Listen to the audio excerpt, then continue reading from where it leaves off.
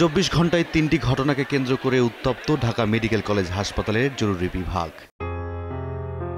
রাজধানীর ক্যান্টনমেন্ট এলাকায় মোটরসাইকেল দুর্ঘটনায় আহত বিউবিটির শিক্ষার্থী আহসানুল হক দীপ্ত চিকিৎসাধীন অবস্থায় ঢাকা মেডিকেল কলেজ হাসপাতালে মারা যান। চিকিৎসকদের অবহেলায় তার মৃত্যু হয়েছে এমন অভিযোগ তুলে বেশ কয়েকজন হাসপাতালে এসে অপারেশন থিয়েটারে ঢুকে চিকিৎসককে মারধর করে ভাঙচুর চালায়। আহত হন 3 চিকিৎসক। এদিকে সন্ধ্যায় ঢাকা মেডিকেল কলেজ হাসপাতালের জরুরি বিভাগের ভেতরে ধারালো অস্ত্র দিয়ে এক গ্রুপের সদস্যরা আরেক গ্রুপের সদস্যদের উপরে হামলা চালালে ঘটনাস্থলে একজনের মৃত্যু হয়। এই ঘটনায় চাপাতি সহ 4 জনকে আটক করেছে সেনাবাহিনী। অপরদিকে রাতে বিষ পান করে হাসপাতালে এক রোগী ভর্তি হলে চিকিৎসাধীন অবস্থায় মারা যান। এই ঘটনাকে কেন্দ্র করে স্বজনরা চিকিৎসককে লাঞ্ছিত করে। এই ঘটনার পরে হাসপাতালে বিক্ষোভ মিছিলের পর আরও উত্তেজিত হয়ে পড়ে ইন্টার্ন চিকিৎসকরা।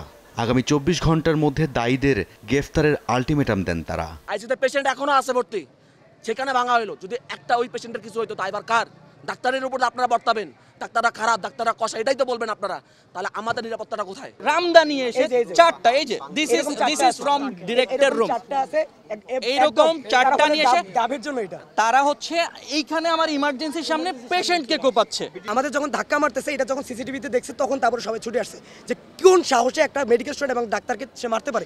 ডাক্তারদের নিরাপত্তা সহ নির্ধারিত সময়ের মধ্যে ব্যবস্থা না নেওয়া হলে কর্মবিরতিতে যাওয়ার হুঁশিয়ারি দেন চিকিৎসক সহ মেডিকেল শিক্ষার্থীরা। আমাদের এখানে কর্মস্থলে নিরাপত্তা প্রয়োজন এবং এই যে ঘটনাটা ঘটছিল সেই ঘটনাটার 24 ঘন্টার মধ্যে সমস্ত দোষীদেরকে বিচারের আওতায় আনতে হবে, কিংবা এই আসামিদেরকে যদি ধরতে তারা ব্যর্থ হয় তাহলে আমাদের হসপিটালের সমস্ত কার্যক্রম আমরা বন্ধ ঘোষণা করব। এদিকে স্বাস্থ্য বিষয়ক সমন্বয়করা জানান, একদিনে হাসপাতালে 3টি ঘটনা স্বাভাবিক নয়। দ্রুত নিরাপত্তা ব্যবস্থা জোরদারের পাশাপাশি দোষীদের আইনের আওতার আনতে কর্তৃপক্ষের দৃষ্টি আকর্ষণ করেন সমন্বয়করা। আমরা চাই যে কোনো মূল্যে খুব দ্রুত এই ঘটনার বিচার করা হোক। গতকালকে যে ঘটনাটি ঘটেছে এবং এছাড়া আরও যে ঘটনাগুলো ঘটেছে, প্রত্যেকটি ঘটনার আমরা অতি দ্রুত আইন শৃঙ্খলা রক্ষাকারী বাহিনীর মোতায়েন চাই।